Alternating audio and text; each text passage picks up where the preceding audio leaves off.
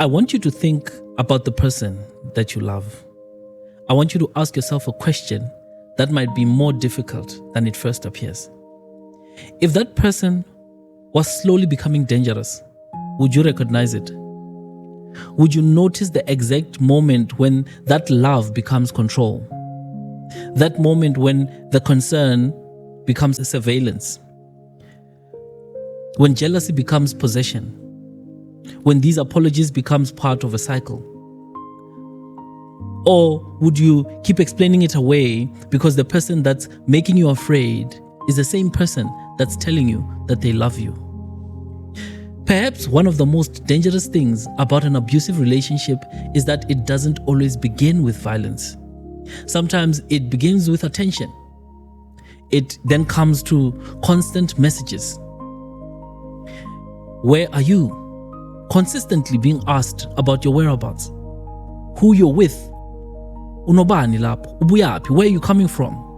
At first, it might even feel like love, like, this guy cares about me. And you might think that he really cares about you, or that he just doesn't want to lose you. And you start telling yourself that he's only jealous because he loves me. But slowly and almost invincibly, the boundary starts to move. You stop seeing certain friends because it's easier than arguing. You change what you wear because you know what the reaction might be. You start choosing your words very carefully. You learn which subjects to avoid. You begin monitoring someone's mood before making a decision about your own life. And perhaps that is one of the most important warning signs of all. When you begin managing another person's anger at the expense of your own freedom. So I want you to search yourself internally. Have you ever mistaken control for love? Have you ever seen a warning sign in someone else's relationship and remained silent because you thought it's none of my business? Have you ever told someone to forgive? You tell them that they need to be patient, to give their partner another chance, without really knowing what happened really behind those closed doors.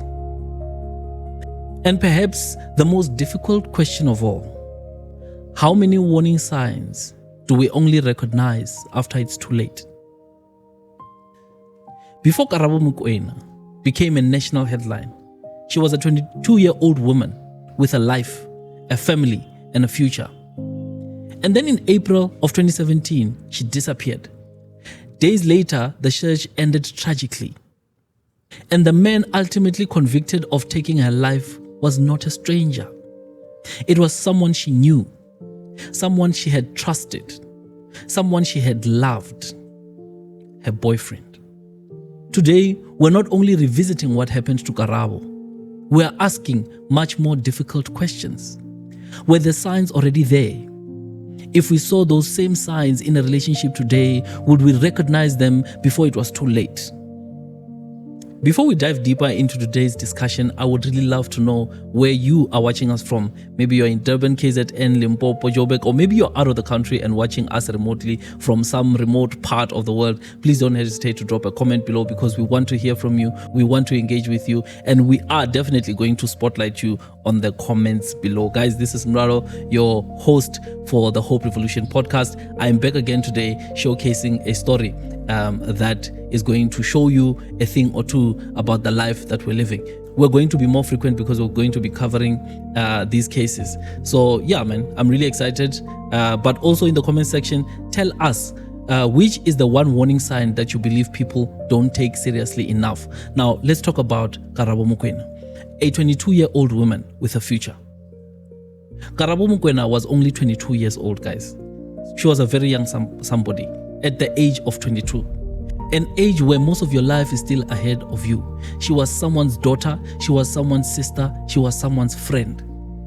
And most of all, she had dreams, relationships, and people who loved her.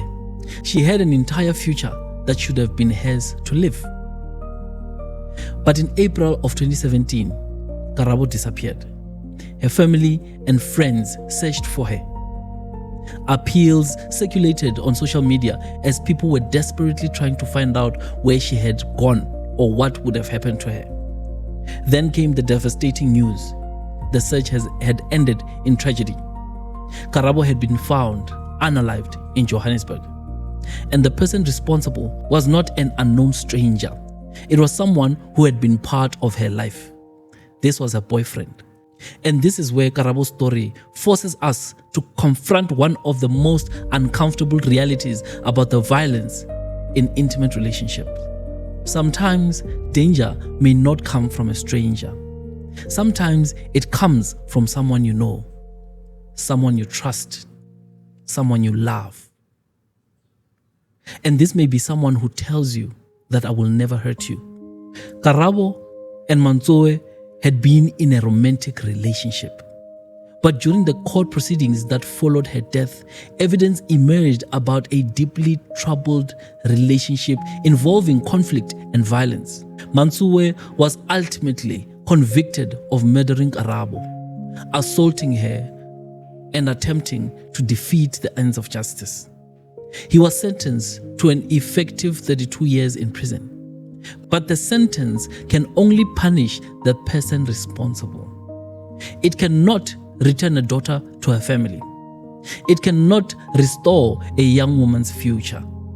And it cannot answer every question that was left behind by the tragedy. One of those questions is this: at what point does a troubled relationship become a dangerous one? And perhaps an even more difficult question: would we recognize that moment when it was happening? When does a toxic relationship become a dangerous one? We use that word toxic very casually. We talk about toxic boyfriends, we talk about toxic girlfriends, we talk about a lot of toxic marriages as well. We also generally refer to toxic relationships. Sometimes we even laugh about these things. But there is a point where what we casually call toxicity may become something much more serious. When jealousy becomes surveillance, when arguments become threats, when insults become humiliation, when controlling behavior becomes isolation, when physical intimidation begins, when apologies are repeatedly followed by the same harmful behavior. At that point, we are no longer simply talking about a difficult relationship. We may be talking about abuse. And in some cases, we may be talking about someone's safety being at risk. But here's the problem: danger does not always announce itself dramatically. It does not necessarily arrive on the first day of a relationship wearing its true face. Why? Because a person does not introduce themselves to you by saying that one day I will control you. One day I will isolate you from your friends. One day you will become afraid of me. It can happen gradually, one boundary at a time, one excuse at a time, one apology at a time, until a certain behavior that once seemed unacceptable slowly becomes normal. And Karabo's story forces us to ask, do we recognize that change early enough? Let's talk about some of the behaviors that can become normalized in a relationship. A partner demands access to your phone, and they say to you, "It's because I love you." They constantly need to know where you are and who you're with. "I'm just worried about you." That's what they tell you. They decide which friends you should see and which you must not see. And they tell you that those people are bad for you. They become angry when you spend time with your family. "You always choose them over me." And that's the repetitive statement. They try to control even what you wear. "I don't want other people looking at you." They threaten to harm themselves if you try to leave. "If you really love me, you would want to do this. You wouldn't want to do this to me." Now, we need to be careful here, guys. Not every moment of jealousy means that someone is abusive. Not every disagreement means that a relationship is dangerous. Not every difficult relationship will escalate in violence, and that's the truth. But repeated patterns of control, intimidation, isolation, threats, and physical aggression should never simply be dismissed as passion. Because control is not love. Let me be honest. Fear, guys, is not love. Isolation is not protection. And intimidation, regardless of how you hear this, is not affection. Sometimes these behaviors come from part of what is known as coercive control, a pattern in which someone gradually takes power over another person's choices, movements, relationships, and independence. And perhaps one of the most revealing questions a person can ask themselves is, am I making this choice because it's what I want? Or am I making it because I am afraid of how my partner will react if I don't? That question may reveal more than what we realize. Abusive relationships are not necessarily abusive every moment of every day. And this is one of the reasons why they become so difficult to understand from the outside. There may be fear, yes, then an apology. Then we go into a little bit of conflict. Then we go back to affection. Before you know it, the threats start again. From then, you've got promises. The abusive partner may even cry. They may even beg for forgiveness. They may even promise you that this will never happen again. They may even tell you that they don't even know what came over them. You know, I'm not really like that. I was just angry, my love. But what you should know is that I'm going to change. And then perhaps for a while, things really do appear to change. Ne? They become affectionate again, and they give you the attention that you long for, and they love you the way that you want them to love you. They become the person their partner remembers from the beginning of the relationship. And that creates a lot of hope. Hope that the worst is over. Hope that the apology was genuine. Hope that the love can somehow repair what fear has damaged until it happens again. And then from the outside, people may often ask themselves to say, why didn't she just leave that relationship? Why doesn't she just leave? It's one of the easiest questions to ask when you are standing outside an abusive relationship. But leaving is not always as simple as packing a bag and walking through the door.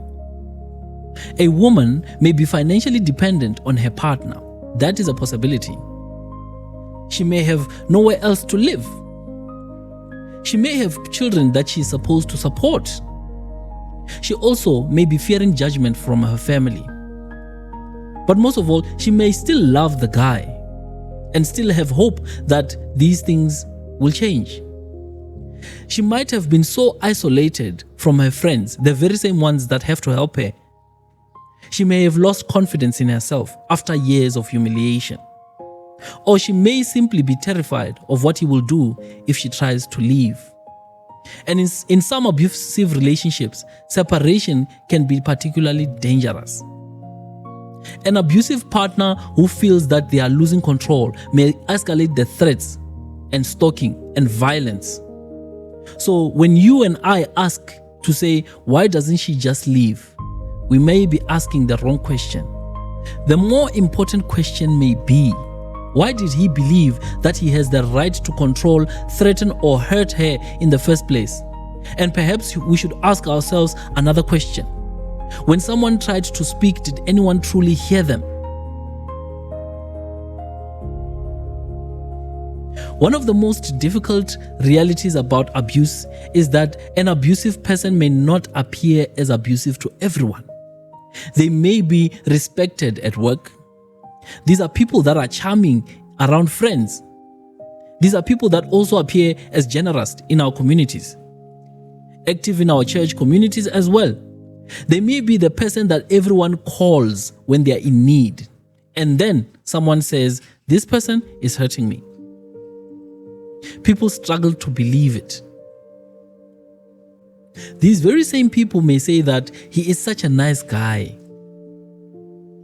I've never seen that guy angry, to be honest with you. He's always been such a respectful man towards me. He would never do something like that, never, not that guy.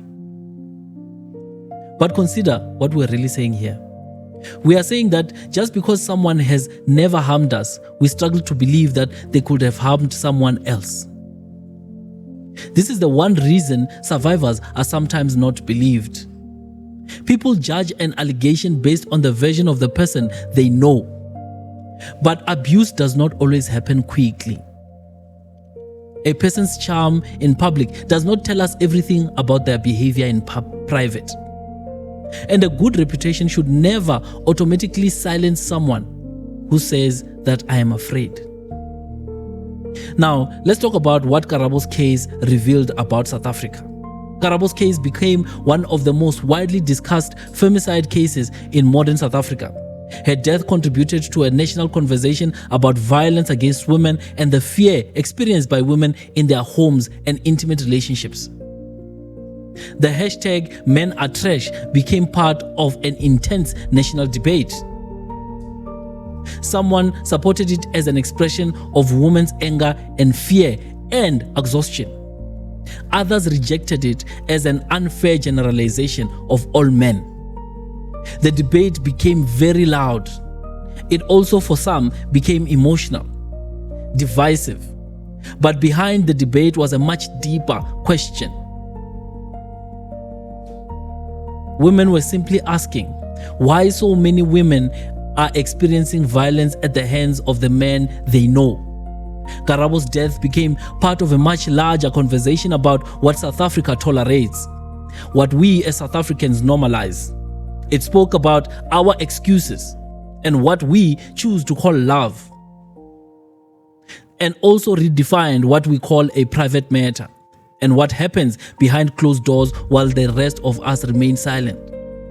But perhaps there is another question that we need to ask in this scenario. How many times do we see the beginning of abuse and dismiss it because it hasn't yet become extreme or frightening to us? Do we wait for visible injuries? Do we wait for police involvement? Do we wait for someone to disappear?